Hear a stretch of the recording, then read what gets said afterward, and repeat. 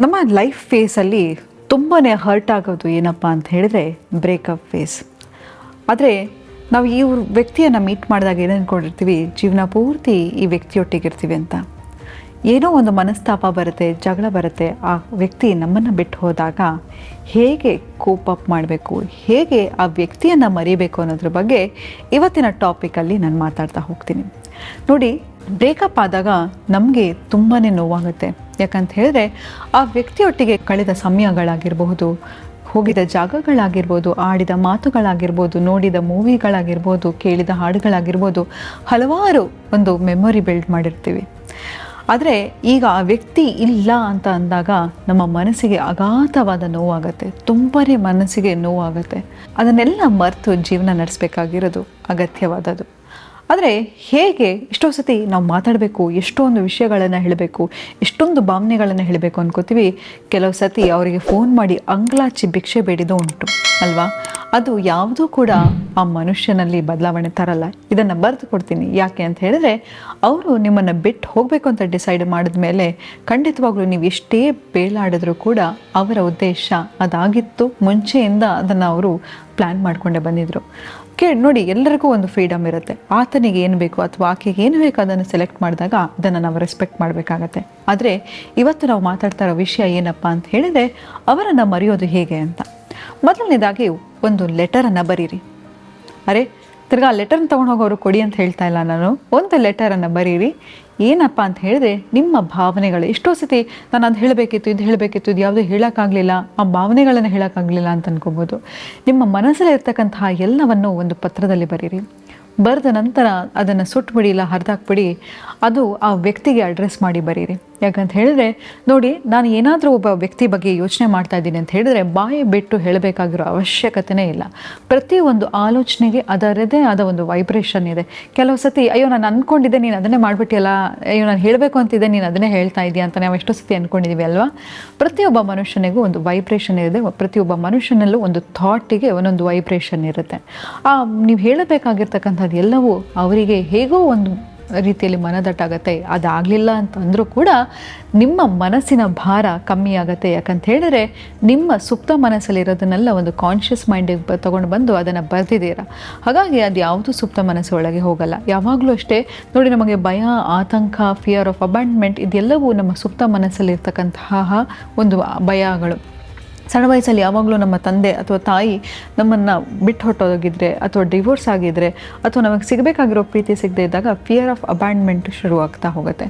So ಹಾಗಾಗಿ ಈ ಭಾವನೆಗಳೆಲ್ಲವೂ conscious ಮೈಂಡಿಗೆ ಬರುತ್ತೆ. ಮತ್ತೇನೊಂದು ಅಂತ ಹೇಳಿದ್ರೆ ಬ್ರೇಕಪ್ ಬಾಕ್ಸ್ ಅಂತ. ಏನಪ್ಪ ಇದು ಬ್ರೇಕಪ್ ಬಾಕ್ಸ್ ಅಂತ ಹೇಳಿದ್ರೆ, ಪ್ರತಿ ಸತಿ ನಿಮಗೆ ಅವ್ರ ಮೇಲೆ ಸಿಟ್ಟು ಬರುತ್ತೆ. ನೋಡಿ, ಸ್ಟೇಜಸ್ ಆಫ್ ಬ್ರೇಕಪ್ ಇರುತ್ತೆ.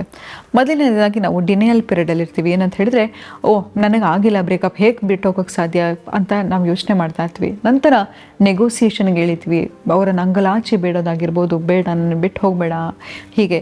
ನಂತರ ಗ್ರೀವಿಂಗ್ ಪೀರಿಯಡ್ ಅಂತ ಹೇಳಿದರೆ ತುಂಬಾ ಅಳೋದು, ಡಿಪ್ರೆಷನ್ನಿಗೆ ಒಳಗೆ ಹೋಗೋದು. ನಂತರ ಒಂದು ಹೋಪ್ ಪೀರಿಯಡ್ ಸ್ಟಾರ್ಟ್ ಆಗುತ್ತೆ. ಹಾಗಾಗಿ ಇದೆಲ್ಲ ಸ್ಟೇಜಸ್ಸಲ್ಲೂ ನಾವು ಹೋಗಬೇಕಾಗತ್ತೆ. ಯಾಕಂತ ಹೇಳಿದ್ರೆ ನಾವು ಒಬ್ಬರನ್ನು ತುಂಬಾ ಹಚ್ಕೊಂಡಿದ್ದೀವಿ ಅಂತ ಹೇಳಿದ್ರೆ ಖಂಡಿತವಾಗಲೂ ಕೂಡ ಒಂದು ರೀತಿ ಆ ಎಮೋಷನನ್ನು ವೆಂಟ್ ಔಟ್ ಮಾಡೋದು. ಯಾವಾಗ ನಾವು ಅಳ್ತೀವೋ ಆ ಎಮೋಷನ್ಸ್ ಆಚೆ ಬರ್ತಾ ಹೋಗುತ್ತೆ. ಅದನ್ನು ಕಂಟ್ರೋಲ್ ಮಾಡೋಕ್ಕೆ ಹೋಗಬೇಡಿ. ಯಾವಾಗ ಕಂಟ್ರೋಲ್ ಮಾಡ್ತಿರೋ ನಿಮ್ಗೆ ಇನ್ನೂ ಕೂಡ ಆ ವ್ಯಕ್ತಿಯನ್ನು ನೋಡಬೇಕು, ಮಾತಾಡಬೇಕು ಅನ್ನೋದಾಗತ್ತೆ. ನಂತರ ಈಗ ಸೋಷಿಯಲ್ ಮೀಡಿಯಾ ಯುಗ. ಅವ್ರು ಏನು ಮಾಡ್ತಾ ಇದ್ದಾರೆ, ಖುಷಿಯಾಗಿದ್ದಾರಾ, ದುಃಖವಾಗಿದ್ದಾರಾ, ನಾನು ಇಲ್ಲದೇ ಇದ್ದಾರಾ, ಬೇರೆಯವ್ರು ಯಾರು ಸಿಕ್ಕಿದ್ದಾರಾ, ಹೀಗೆ ಅವರನ್ನು ಫಾಲೋ ಮಾಡೋದನ್ನು ನಿಲ್ಲಿಸ್ಬಿಡಿ. ಯಾಕಂತ ಹೇಳಿದರೆ ಸಂಬಂಧ ಮುಗ್ದಿದೆ ಅಂತ ಹೇಳಿದರೆ ನಿಮಗೆ ನೀವು ಒಂದು ಕ್ಲೋಷರನ್ನು ಕೊಟ್ಕೊಂಡಿರ್ತೀರ ಪತ್ರದ ಮೂಲಕ. ಅದು ಮುಗ್ದಿದೆ ಅನ್ನೋದನ್ನು ನಿಮಗೂ ಅರಿವು ಮೂಡಿರಬೇಕು. ನೀವು ಸೋಷಿಯಲ್ ಮೀಡಿಯಾ ನೋಡೋದ್ರಿಂದ ಇನ್ನೂ ಕೂಡ ನಿಮ್ಮ ಎನರ್ಜಿ ಅವರಿಗೆ ತಾಗ್ತಾ ಇರುತ್ತೆ. ಒಬ್ಬರು ನಮ್ಮನ್ನು ಮಿಸ್ ಮಾಡ್ಕೋಬೇಕು ಅಂತಂದರೆ ಕೂಡ ಅವರಿಗೆ ನಾವು ಇಲ್ಲ ಅನ್ನೋದನ್ನ ಅರಿವು ಮೂಡಿಸ್ಬೇಕು. ಯಾವಾಗ ನೀವು ಅವರನ್ನು ಸೋಷಿಯಲ್ ಮೀಡಿಯಾದಲ್ಲಿ ನೋಡ್ತಾ ಇರ್ತೀರಾ, ಎಷ್ಟೋ ಸತಿ ಯಾವಾಗಲೂ ಅವರನ್ನು ಫಾಲೋ ಮಾಡೋದಾಗಿರ್ಬೋದು ಅಥವಾ ಪದೇ ಪದೇ ನೆನಪಾದಾಗ ಕಾಲ್ ಮಾಡೋದಾಗಿ ಮಾಡ್ತಾ ಇದ್ದಾಗ ಅವರು ನಿಮ್ಮನ್ನು ಮಿಸ್ ಮಾಡ್ಕೊಳ್ಳಿಕ್ಕೆ ಚಾನ್ಸೇ ಇಲ್ಲ. ಯಾವಾಗಲೂ ನಾನು ಎಷ್ಟು ಎಷ್ಟೋ ಸತಿ ನಾನು ನೋಡಿದ್ದೀನಿ, ಇದನ್ನು ನಾನು ಬರ್ಕೊಡ್ತೀನಿ. ಕೆಲವು ಸತಿ ನಮ್ಮ ಎಕ್ಸ್ ಅಥವಾ ಯಾರೋ ಒಬ್ಬರು ಹಳೆ ಬಿಟ್ಟು ಹೋಗಿರೋರು ಮತ್ತೆ ನಾವು ಚೆನ್ನಾಗಿದ್ದೀವೋ ಇಲ್ವೋ ಅಂತ ಚೆಕ್ ಮಾಡೋದಕ್ಕೆ ಎಷ್ಟೋ ಸತಿ ಬರ್ತಾರೆ. ಯಾಕಂತ ಹೇಳಿದ್ರೆ ಅವರು ನಮ್ಮನ್ನು ಮಿಸ್ ಮಾಡ್ಕೋತಾರೆ.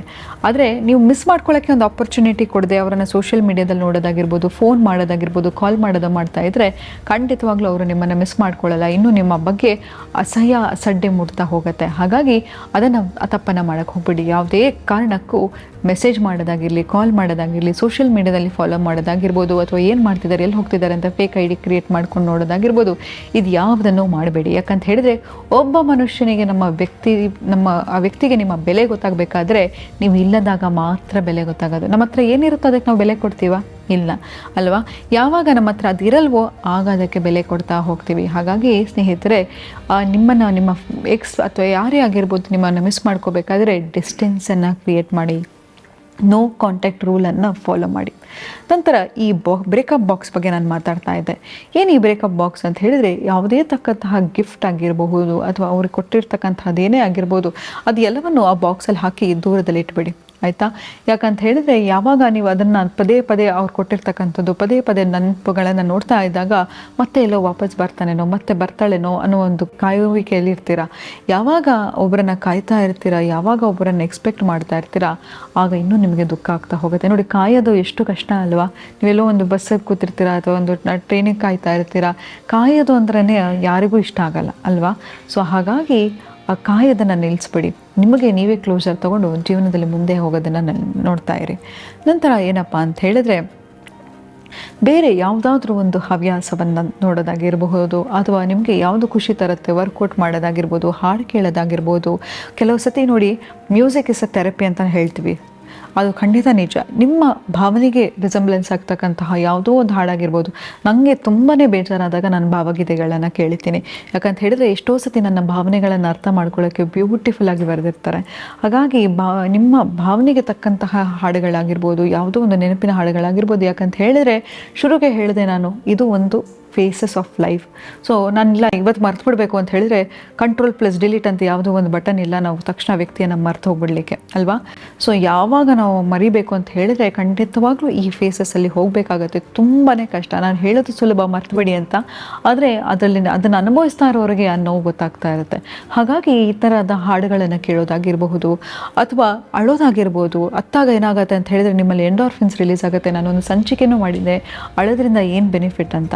ಹಾಗಾಗಿ ಎಷ್ಟು ಅಳ್ಳಿಕ್ಕೆ ಸಾಧ್ಯನೋ, ಎಷ್ಟು ನೆನೆಸ್ಕೊಳ್ಳಿಕ್ಕೆ ಅಳ್ಳೋಕ್ಕೆ ಸಾಧ್ಯನೋ ಅಷ್ಟು ಅತ್ತಾಗ ನಿಮಗೆ ಏನಾಗುತ್ತೆ, ಒಂದು ಹೊಸ ಹೋಪ್ ಶುರು ಆಗುತ್ತೆ. ಡಿಪ್ರೆಷನ್ಗೆ ಹೋಗಬೇಡಿ, ಆದರೆ ಎಮೋಷನ್ಸನ್ನು ಬ್ಲಾಕ್ ಮಾಡಲಿಕ್ಕೆ ಹೋಗಬೇಡಿ. ನಂತರ ಏನಪ್ಪ ಅಂತ ಹೇಳಿದರೆ, ಹೊಸ ಜೀವನವನ್ನು ಶುರು ಮಾಡೋದು ಕಲ್ತ್ಕೊಳ್ಳಿ. ಯಾವಾಗಲೂ ಅಷ್ಟೇ ನೋಡಿ, ಕಳೆದೋಗಿರೋದನ್ನು ಹುಡ್ಕೋಕ್ಕಿಂತ ಹೊಸದನ್ನು ಕಟ್ಕೊಳ್ಳೋದು ತುಂಬಾ ಈಸಿ. ಯಾಕಂತ ಹೇಳಿದ್ರೆ ನೋಡಿ, ನಾನು ಎಷ್ಟೋ ಸತಿ ಹೇಳಿದ್ದೀನಿ, ಹಳೆ ಸಂಬಂಧಗಳು ಬರುತ್ತೆ, ಆದರೆ ಮತ್ತೆ ಆ ಹಳೆ ಸಂಬಂಧಗಳನ್ನು ಹೊಸದಾಗಿ ನಾವು ನೋಡೋದು ತುಂಬಾ ಕಷ್ಟ. ಯಾಕಂತ ಹೇಳಿದರೆ ಆ ರಿಲೇಷನ್ಶಿಪ್ಪಲ್ಲಿ ತುಂಬಾ ಮೋಸ ಆಗಿರುತ್ತೆ, ನೋವಾಗಿರುತ್ತೆ, ಜಗಳ ಆಗಿರುತ್ತೆ, ಗಲಾಟೆ ಆಗಿರುತ್ತೆ. ಅವರು ನಿಮ್ಮ ಎಕ್ಸ್ ಆಗಿದ್ದಾರೆ ಅಂತ ಹೇಳಿದರೆ ಒಂದು ರೀಸನಿಗಾಗಿ. ಸೊ ಹೊಸ ಜೀವನವನ್ನು ಶುರು ಮಾಡಿ. ಯಾರಿಗೆ ಗೊತ್ತು, ಆ ವ್ಯಕ್ತಿಗಿಂತ ತುಂಬಾ ಒಳ್ಳೆಯ ವ್ಯಕ್ತಿ ನಿಮ್ಮ ಲೈಫಲ್ಲಿ ಬರ್ಬೋದು, ನಿಮ್ಮನ್ನು ಹೆಚ್ಚಾಗಿ ಪ್ರೀತಿಸೋರು ಬರ್ಬೋದು, ನಿಮ್ಮನ್ನು ಸೆಲೆಬ್ರೇಟ್ ಮಾಡೋರು ಬರ್ಬೋದು, ನಿಮ್ಮ ತನದಲ್ಲಿ ಇರೋರು ಬರ್ಬೋದು, ನಿಮ್ಮನ್ನು ರೆಸ್ಟ್ರಿಕ್ಟ್ ಮಾಡೋದು ಬರ್ಬೋದು, ನಿಮ್ಮನ್ನು ಹತ್ತಿರದಿಂದ ಪ್ರೀತಿಯಿಂದ ಗೌರವದಿಂದ ಕಾಣೋರು ಬರ್ಬೋದು, ನೀವು ಕೊಡ್ತಕ್ಕಂತಹ ಸಮಯವನ್ನು ಅಪ್ರಿಷಿಯೇಟ್ ಮಾಡೋರಾಗಿರ್ಬೋದು. ನೋಡಿ, ಆಚೆ ನೀವು ಯಾರನ್ನೋ ಚೇಸ್ ಮಾಡ್ತಾ ಹೋಗ್ತಿರ್ತೀರಾ, ನಿಮ್ಮನ್ನು ಪ್ರೀತಿ ಮಾಡೋರು 100 ಜನ ಇರ್ತಾರೆ ಕಣ್ರಿ. ಯಾಕೆ ಕಳೆದೋಗಿರೋದ್ರ ಬಗ್ಗೆ ಯೋಚನೆ ಮಾಡಿಕೊಂಡು ದುಃಖ ಪಡ್ಕೊಡ್ತಾ ಇರ್ತೀರ? ಬಂದು ತಿಳ್ಕೊಳ್ಳಿ, ಬುದ್ಧಿ ಮಾತು ಹೇಳ್ತೀನಿ, ಯಾರು ನಿಮಗೆ ಕಣ್ಣೀರು ಹಾಕಿಸ್ತಾ ಇದ್ರೋ ಅವರಿಗಾಗಿ ಕಣ್ಣೀರು ಹಾಕೋದು ಮೂರ್ಖತನ. ಸೊ ಹಾಗಾಗಿ ಅದನ್ನು ಬಿಟ್ಟುಬಿಡಿ. ಯಾಕಂತ ಹೇಳಿದರೆ ನೋಡಿ, ಕೆಲವು ಸತಿ ಯಾವುದೋ ಒಂದು ವಿಷಯದಲ್ಲಿ ಏನೋ ನಮಗೆ ಗೊತ್ತಿಲ್ಲದೆ ಯೂನಿವರ್ಸ್ ಅಥವಾ ದೇವರು ನಮಗೆ ಕಣ್ತಿರ್ಸೋಕ್ಕೆ ನಮಗಿದೆಲ್ಲವನ್ನು ಮಾಡ್ತಾ ಇರ್ತಾನೆ. ಅದನ್ನು ಚಾಲೆಂಜಾಗಿ ತಗೊಂಡು ನಿಮ್ಮ ಕೆರಿಯರಲ್ಲಿ ಫೋಕಸ್ ಮಾಡಿ ಒಂದು ಒಳ್ಳೆ ಉನ್ನತವಾದ ಒಂದು ಸ್ಥಾನಕ್ಕೆ ಬನ್ನಿ. ನಾಳೆ ನಿಮ್ಮನ್ನು ನೋಡಿ ಆ ವ್ಯಕ್ತಿ ಅನ್ಕೋಬೇಕು, ಛೇ ಎಂಥ ಮೂರ್ಖ ಕೆಲಸ ಮಾಡಿಕೊಂಡೆ ಅಂತ. ಆ ರೀತಿ ನೀವು ಬೆಳೆದು ತೋರಿಸಿ ಅಂತ ಹೇಳ್ತಾ ಇವತ್ತಿನ ಸಂಚಿಕೆಯನ್ನು ನಾನು ಮುಕ್ತಾಯಗೊಳಿಸ್ತಿದ್ದೀನಿ. ಧನ್ಯವಾದ.